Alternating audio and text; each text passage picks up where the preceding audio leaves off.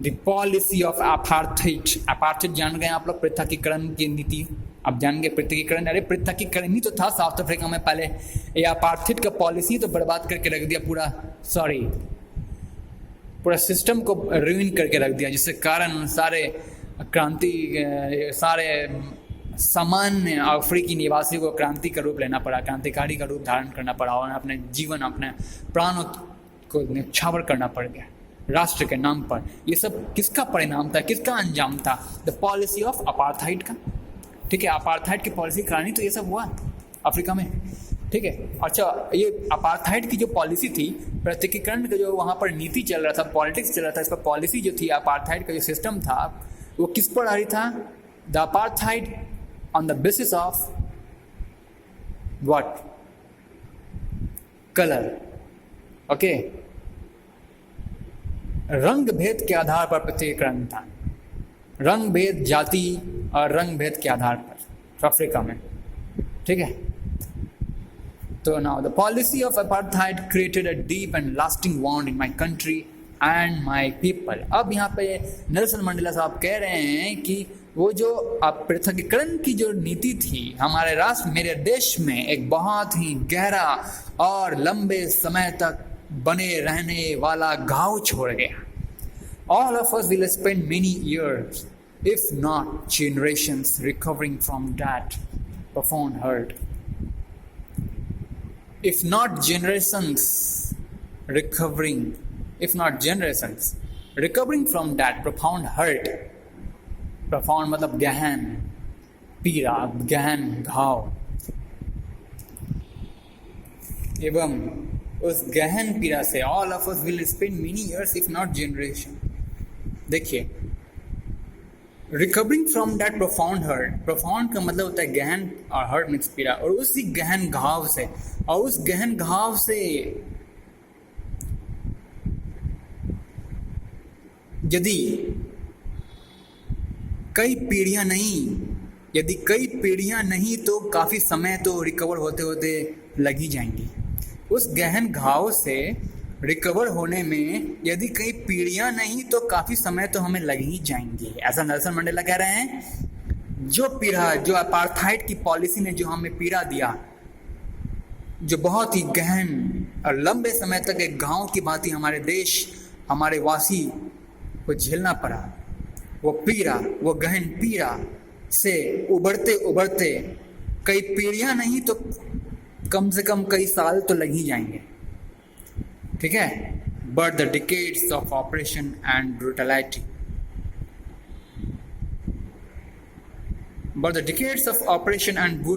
had another unintended effect, and that was it produced the but the decade of oppression and brutality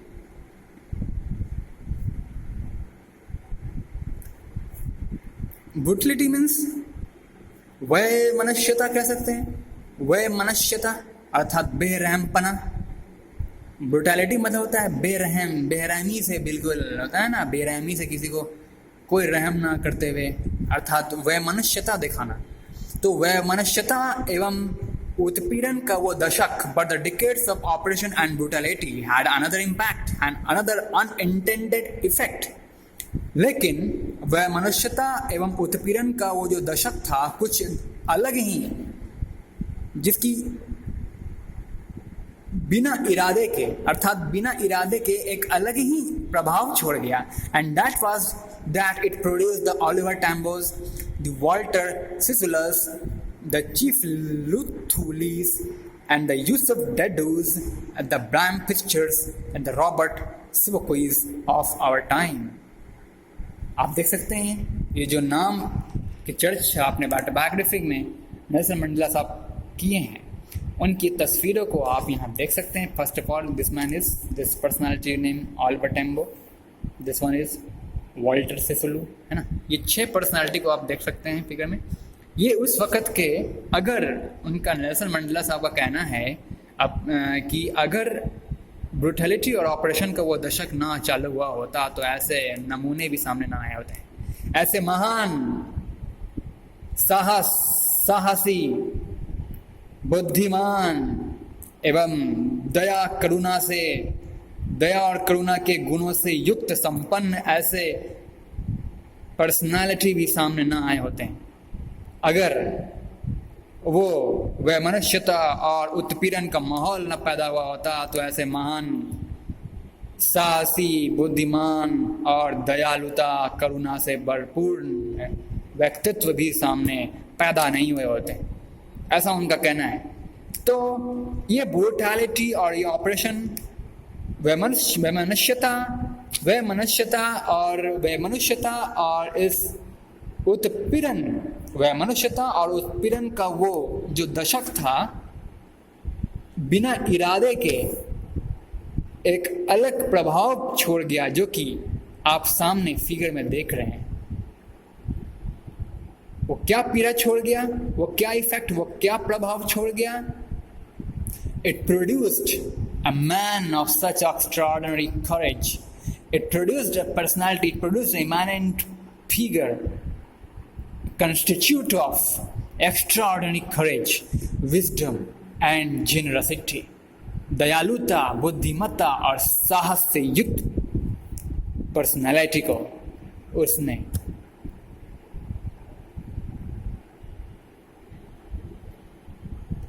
पैदा किया। ठीक है, तो एक हम लोग ये समझ रहे हैं कि अगर मान लो वेमर्स ने वो ब्रूटैलिटी और ऑपरेशन का वो क्लाइमेट अगर ना हुआ होता साउथ अफ्रीका में, तो ऐसे मजबूत और साहस से युक्त और काफ़ी बुद्धिमत्ता, साहस और दयालुता से युक्त ऐसे फिगर भी सामने नहीं आए होते। ये हमें समझने को मिल रही है। ठीक है, that their likely may never be known again. Perhaps it required such depth of operation. आगे देखिए, Perhaps it required such depth of operation to create such height of character. यहाँ कह रहे हैं नेल्सन मंडेला साहब, Perhaps it required such depth of operation.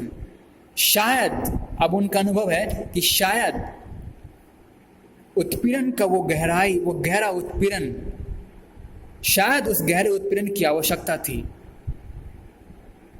ऐसे उत्तम चरित्र के लोगों के क्रिएशन में, ऐसे उच्च चरित्र के नागरिकों के उत्थान में, ऐसे उच्च चरित्र के नागरिकों के प्रादुर्भाव में उस गहरे उत्पीड़न की आवश्यकता थी। Perhaps it requires such depth of operation. शायद उस गहरे उत्पीड़न की आवश्यकता है, शायद उस गहरे उत्पीड़न की आवश्यकता है ऐसे उच्च चरित्र के नागरिकों के प्रादुर्भाव में। आप समझ रहे हैं? ये हम लोग भी कह सकते हैं कि एक बहुत ही गहरा दमन, शोषण, उत्पीड़न, अवैमनस्यता की आवश्यकता समाज में है। उस